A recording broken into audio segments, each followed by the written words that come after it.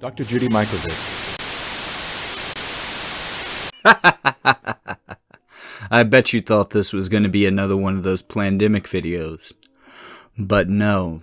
Today I want to talk to you about a conspiracy theory that's much more far-reaching than even that. That involves many of the same people that brought you videos like this. A conspiracy to indoctrinate you with fake news, to get you to believe. For the sake of a conspiracy, let's call them the Illuminati. So let's begin. So I had a Facebook friend tell me about this video done by Dan Erickson and Arten Misahi of Kern County, California, and really encouraged me to watch it. Now, I was a bit skeptical at first, but then I actually watched it, and I got even more skeptical. I mean, they tell us to listen to the doctors, right? So I figured I'd at least hear this guy out. Now, his arguments are not good. And unfortunately, like a lot of this fake news and fake science that we see really catching hold, the mistruth and the delusion was buried in a lot of things that actually do make sense, and a lot of things that actually are true. Pseudoscience often looks like real science. Experts will be trotted out, MDs, PhDs from real universities. They'll even have evidence and studies. But one of the most interesting things about pseudoscience is the use and abuse of this evidence and the basic problem of context. So let's talk about context. There's one pretty illustrative example from Netflix's Goop series. In one episode, an energy healer insists that his 100% not scientifically backed energy healing process of waving his hands over your body really does work by using a rock-solid piece of evidence, the double slit experiment. One foundational study is called the double slit experiment. Proved empirically without a shadow of a doubt that our consciousness actually shifts or alters in some way, shape, or form physical reality. You might remember this experiment mentioned in high school or college physics, but the takeaway is this. Light can act like a particle or wave, but if observed, it will collapse into its particle state.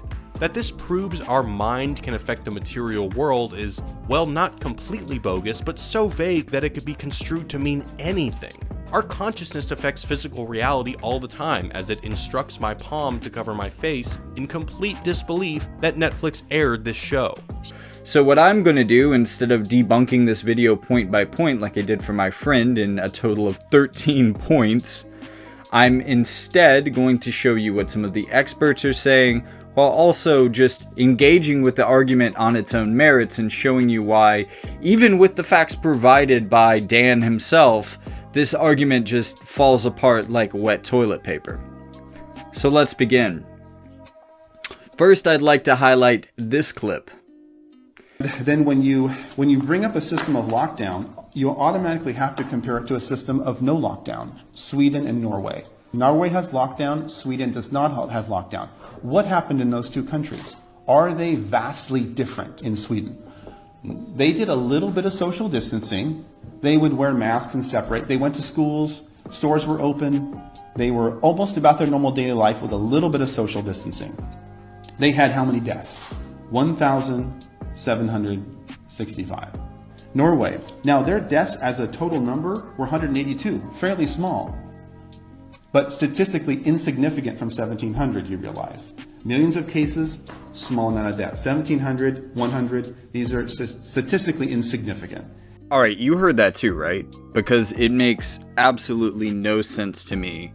Him saying that those numbers are not statistically different from each other. That there's not a statistical significance in the difference between 100 and 1,700. That's a pretty big difference percentage-wise, which is how you come to statistical relevance, especially if you're extrapolating, as he likes to say many times in the course of this video. If we extrapolate the data... So let's do some math and let's extrapolate. Let's do exactly what he says to do in this situation.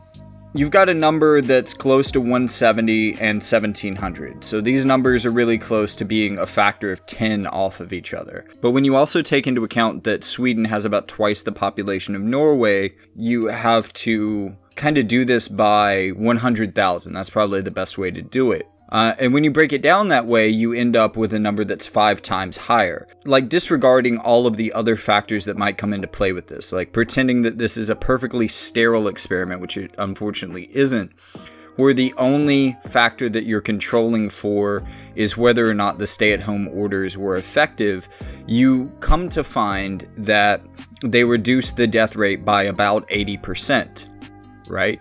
And that, you know, logically, the inverse of this is if you get rid of a stay-at-home order, you will increase the death rate by 5-fold, right? So at this point in time, we have had 80,000 deaths in America. And that number, the rate which these deaths are pouring in, continues to increase. So logically, it sounds like if we had not done the stay-at-home order, then instead of 80,000 by these numbers, we would have 400,000. So for anyone who has ever said, never forget 9/11, realize that only about 3,000 people died in the attacks on the World Trade Center.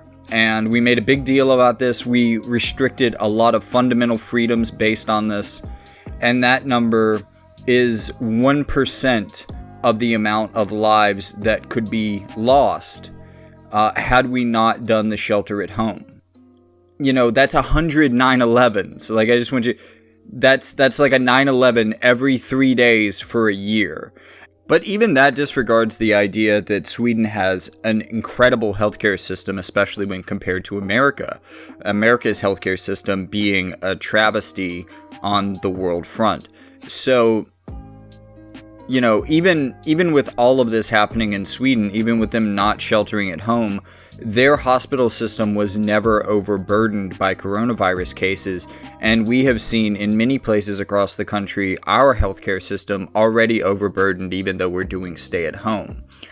So saying 400,000 is actually a very conservative estimate, because when you take into account overburdening the healthcare system, there's no real telling how many more lives would be lost because of that, but I think that it would be easy to say that maybe another 100,000 might be lost. So we're talking about like 500,000 lives. And that is a pretty huge difference. I mean, that's 420,000 lives prevented by our stay-at-home order, which he doesn't think is relevant.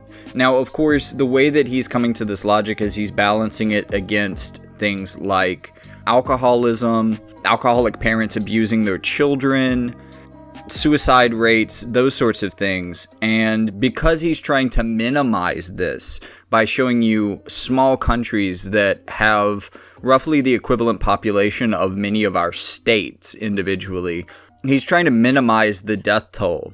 And it's also worth taking into account that this video is over a month old, so the numbers then were even lower than they are now.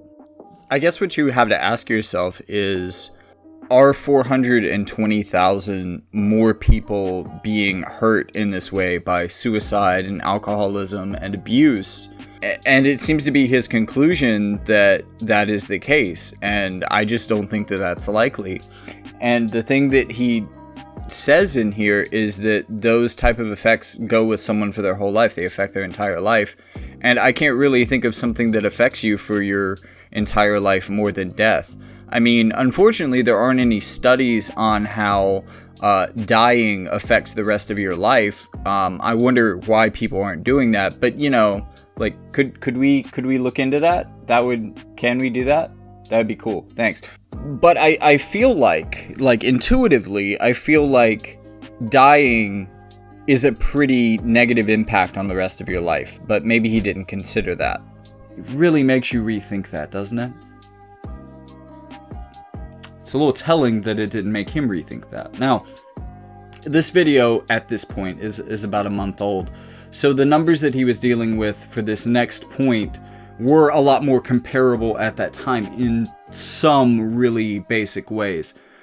So the way that I'm going to talk about this is using our current numbers, and that's going to make him seem even more disingenuous. But I'm also going to make the argument that his argument even at the time was disingenuous, and that is when he compares COVID deaths to the flu. We're going to compare this to flu and say, is this significantly different from influenza A and B? And if not, Why has our response been what it is? USA, this is a big one for us. 802,590 cases as of yesterday. We've tested over 4 million. If you guys have studied globally what's happening, that's double what any other country. Germany's at 2. I realize their populations are lower, but the fact that we were able to ramp up and do 4 million is pretty impressive, which gives us a 19.6% positive out of those who were tested for COVID-19. So if this is a typical extrapolation, 328 million people times 19.6 is 64 million. That's a significant amount of people with COVID. It's similar to the flu. If you study the numbers in 2017 and 2018, we had 50 to 60 million with the flu. And we had a similar death rate. The deaths in the United States were 43,545. Similar to the flu of 2017, 2018. We always have between 37 and 60,000 deaths in the United States every single year. No pandemic talk, no shelter in place, no shutting down of businesses, no sending doctors home. He says that COVID really isn't that much more dangerous than the flu, that the flu kills 40,000 people on a good year and up to 60,000 people on a bad year. Well, at this point, COVID has been widespread throughout the US population for 2 or 3 months, and we have had 80,000 deaths, which, as you'll notice, is more than 60,000. It's more than the worst flu totals. And that's with stay-at-home orders, something that we don't do for the flu, as he points out. And another point that I want to make, even when he was comparing the numbers back then, when it had only been present in our population for about 2 months, and saying that the numbers are about the same, he's comparing 2 months of data to an entire year, 12 months of data. That just seems inherently disingenuous right there. And the third point from this video that I want to get into is what he says about immunity and the immune system. It's his claim, as he lays out in this clip. Our immune system is used to touching. We share bacteria, staphylococcal, streptococcal bacteria, viruses. We develop an immune response daily to this stuff. When you take that away from me, my immune system drops. As I shelter in place, my immune system drops. That sheltering, wearing masks, things of this nature, many of the responses that we're doing now are actually bad for our immune system. First of all, according to epidemiologists, according to other doctors like this one, that's just not true. That's not the way that our immune systems work. What this doctor is talking about is something called the hygienic theory. And this hygienic theory is actually the exact opposite of what this doctor is saying. When you overly protect yourself, you boil your children's water, you don't allow them to play in the dirt, you're constantly disinfecting everything and anything that you touch, you're not exposed enough to viruses and bacteria, so your immune system actually goes up, not drops. And it actually goes up to the point where it starts overreacting to non-threats. And as a result, we've seen increases in autoimmune conditions, in allergies, because we don't have those bacteria and viruses that we need to be exposed to. So he's right, but there's a misunderstanding there. It actually increases your immune system or overboosts your immune system. There's a similar theory in allergenic foods for children. Before, we used to not give children peanuts. And as a result, so many of them develop peanut allergies. But what we saw through medical research, we gave children peanuts early on, they were exposed to it, therefore they didn't develop the allergies, which is an overreaction of the immune system. So yes, you need to be exposed to viruses, bacteria in order to be healthy and for your immune system to function optimally. Completely agree with that. But now, during a pandemic, when you need to shelter in place for a period of 6 to 8 weeks, that is not gonna harm your immune system, either up or down, to the point where it's gonna destroy your flora and now you can't protect yourself from illness. If that was the case, we would just not survive as humans as long as we have. We can easily adapt to these circumstances, especially because even if we don't go outside, we're covered in bacteria. Millions and trillions of bacteria are on and inside of us. It is part of our natural flora. And just because we may not be going outside a lot, we still go to the grocery store, we walk our dogs, we spend a little time in the park. that is more than enough of exposure to bacteria and viruses that your body needs in order to function optimally. I mean, first of all, if you go to the grocery store and touch 2 canned goods, those have probably been touched by more hands across the world because of the ridiculous supply chains that are required to get us our food nowadays than most people came in contact with in a whole day 200 years ago. So, if the people 200 years ago weren't nearly as exposed to all of these environmental viruses and bacteria, like he's saying, why didn't they just die all the time? I mean, they did more often die because we didn't have things like vaccines and penicillin and medicines to treat them, but like, even more than that. I mean, it seems like to me the human race wouldn't have made it to this point if that was the way our immune systems worked. In fact, as the doctor I previously showed you points out, our immune systems actually get stronger in isolation. That's because the immune cells in our body, not having anything to fight, are able to build up because our body is still making them. But even on the merits of his own argument, without bringing in any other data, just teaching you how to evaluate this argument without having to do any research, just looking at what he's saying, he points out in saying later in the video that the whole idea of a stay-at-home order is ridiculous because we're not stopping people from going to the grocery store. It's almost like human beings need to buy food in order to survive. I mean, I've looked into this, and apparently no one's studying what happens when you don't eat ever for months at a time. I don't know what the conspiracy is behind that. You know, why they don't want you to know what happens. Why scientists aren't looking into this idea that we could just spend 2 months in isolation without food. I don't know. Maybe one of you can Google it. See what happens if people don't eat for a couple of months. Look into that for me. Can we look into that? Could we look in? That's the thing? That's the thing that we could look into? Okay, good. Thank you. But even on the merits of his own argument, if we're still going to grocery stores, we're still being exposed to these environmental viruses and bacteria. And as he also points out, we have them in our homes. Our homes are filled with mass-produced items that traveled all the way around the world to get to us, that were touched by many, many hands, that were exposed to many, many environments, and many, many environmental contagions. I mean, I don't think anybody's house is actually sterile. He even points this out himself. And in addition to that, your bodies are covered with viruses and bacteria, like all the time. I don't care how well you bathed. I don't care how much you have been just covering yourself in hand sanitizer.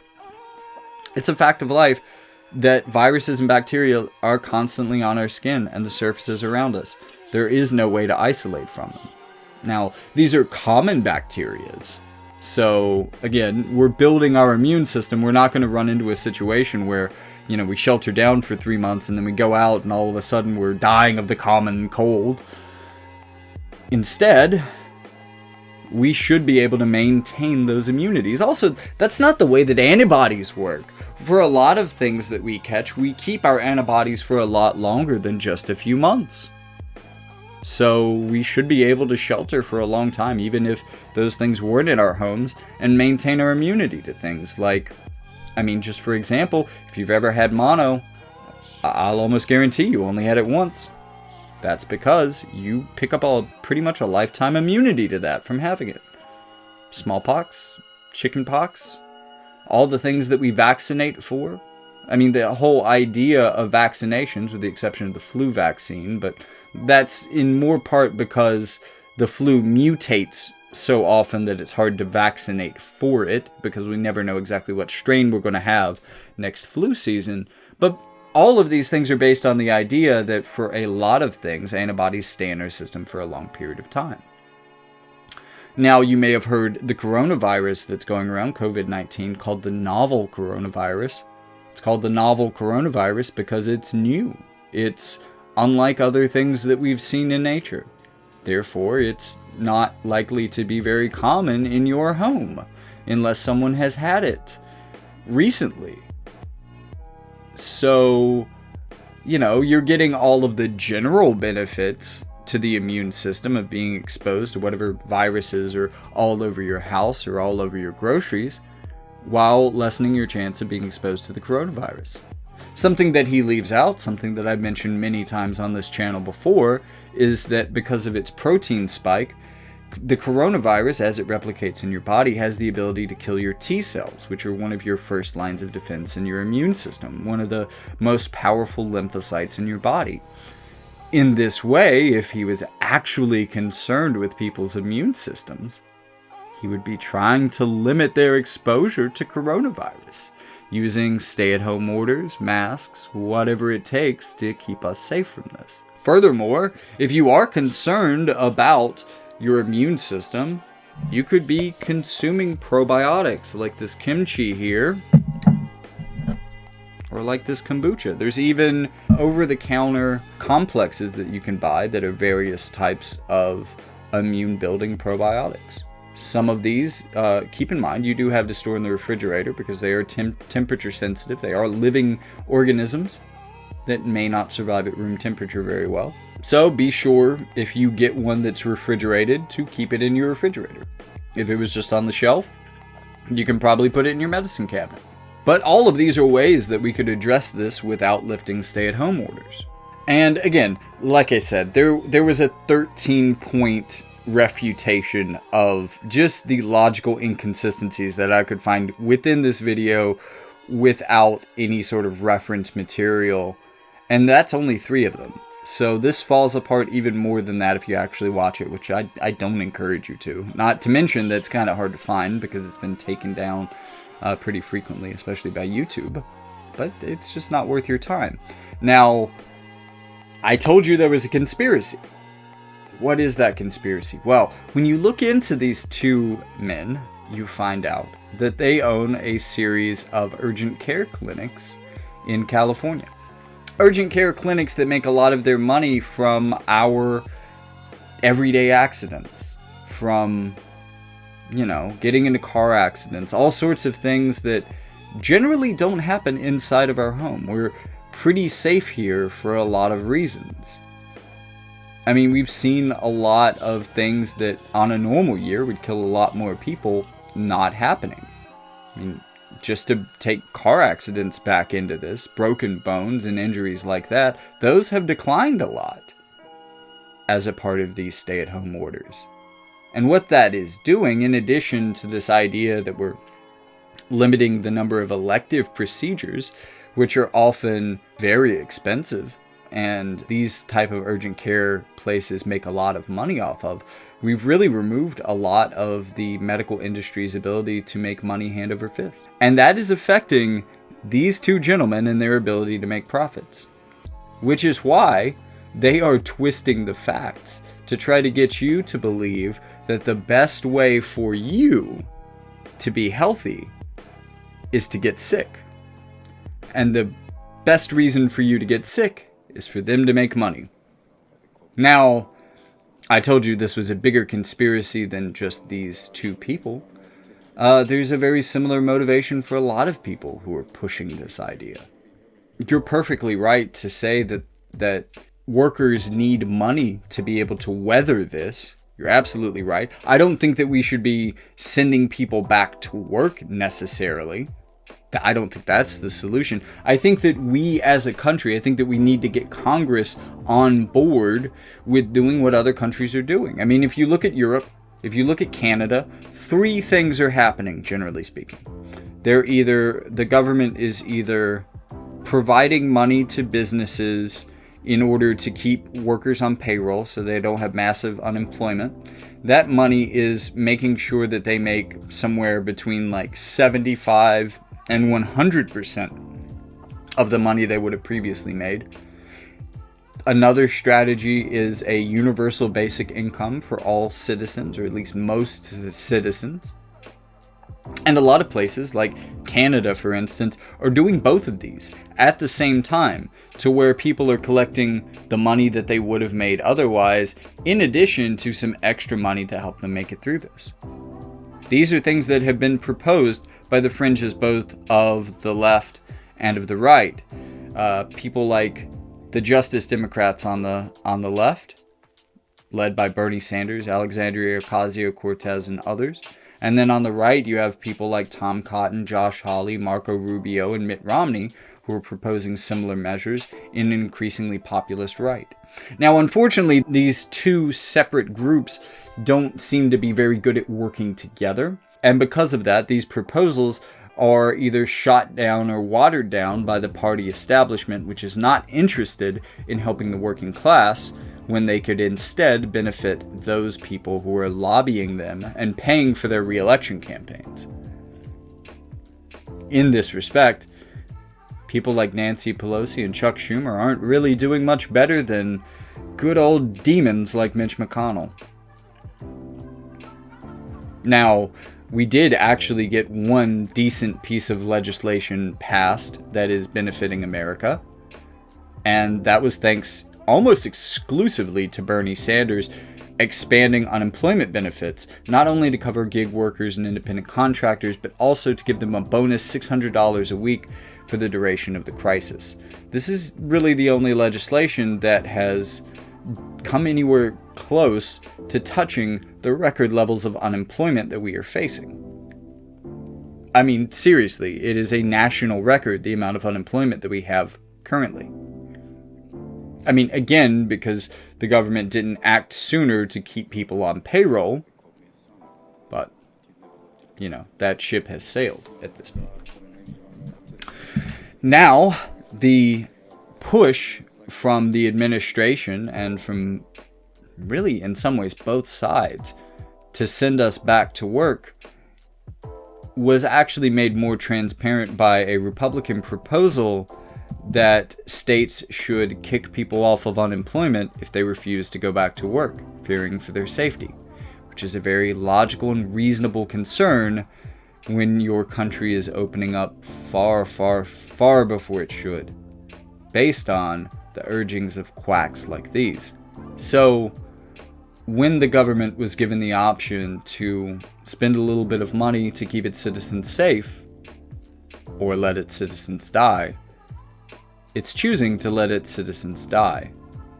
And it's trying to use any means possible through propaganda to get you to believe that not only is that the right choice, but it's the only choice. And it's not.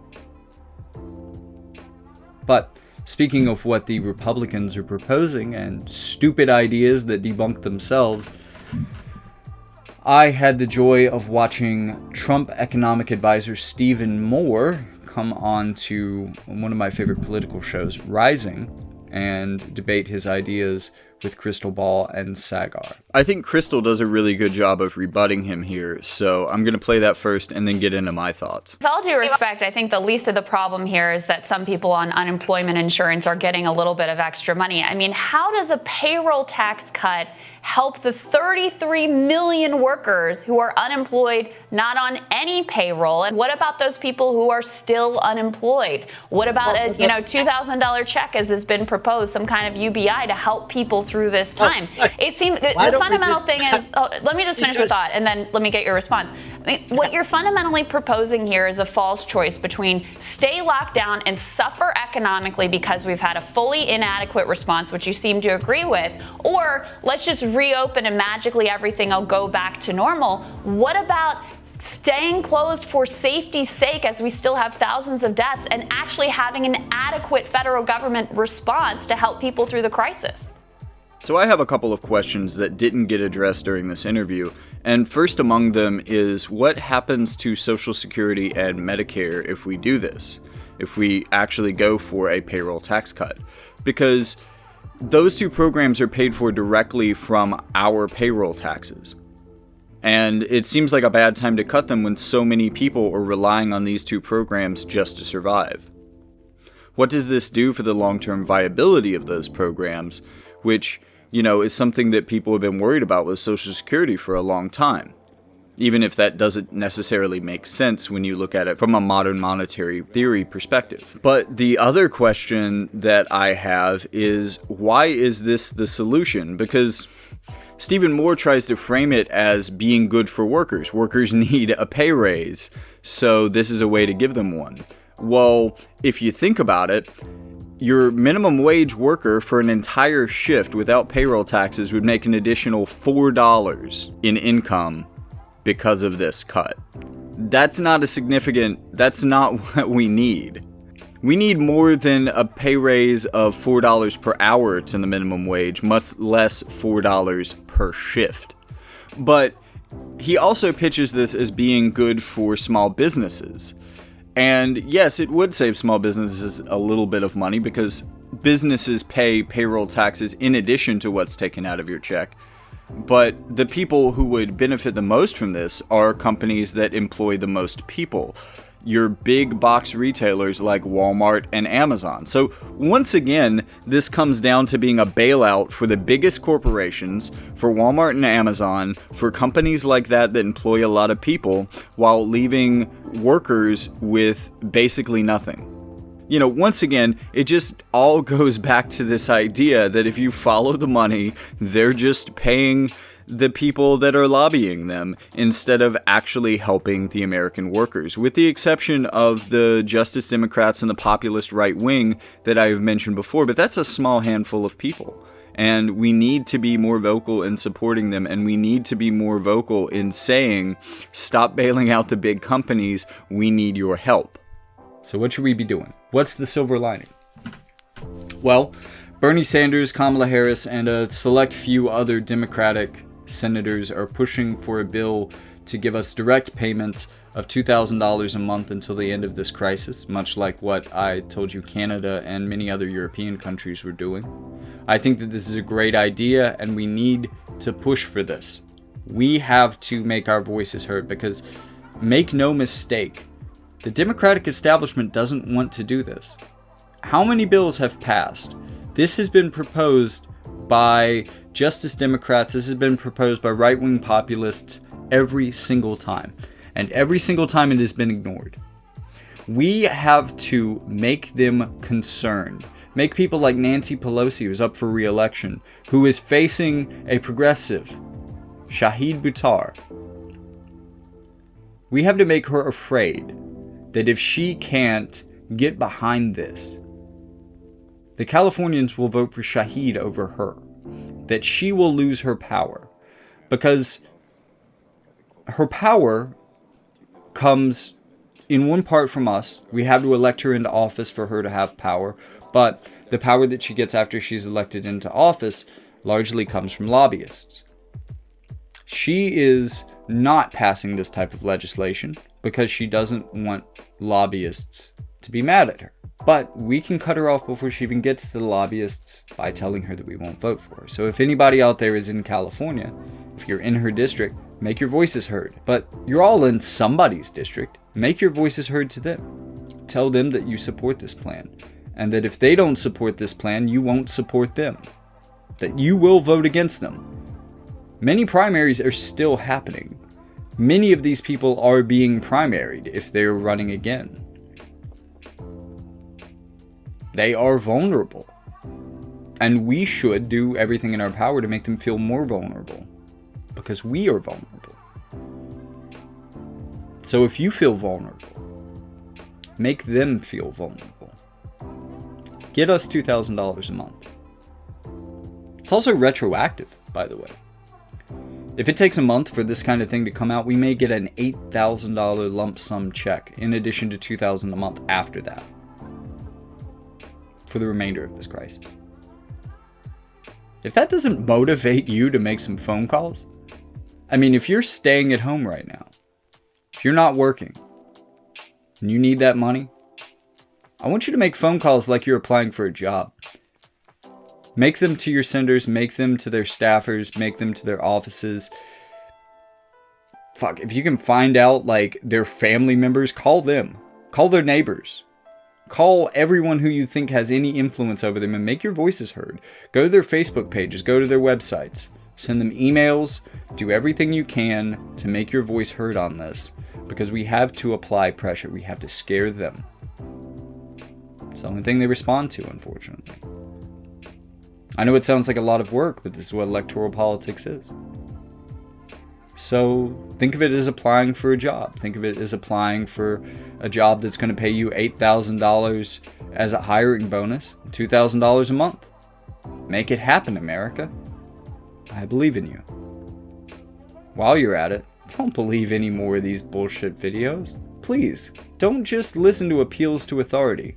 Do some research. Find out what these people's material interests are. Why they're saying the things that they're saying. Find out if other people in their field are saying the same things. Do research into what they're talking about. And sometimes this can be hard, because if you aren't an academic in that field, there can be things that seem like they make sense. There can be studies that seem like they back up what they're saying, even when they don't. This is what I'm talking about. So, if that sounds right to you, you know what you need to do, because people are starving and they need your support. And I want to thank you for your support myself. Thanks to all of my patrons for helping me keep this channel going. If you would like to become a patron, go to patreon.com/JackieFox to sign up. You can also send me a one-time payment at coffee.com/JackieFox. Or is that co.fi? You know what? There's a link on the screen. Just go to that. Thank you for your support, for supporting others, and for being willing to listen to this call to action. I'm Jackie Fox, signing off. Good day, comrade.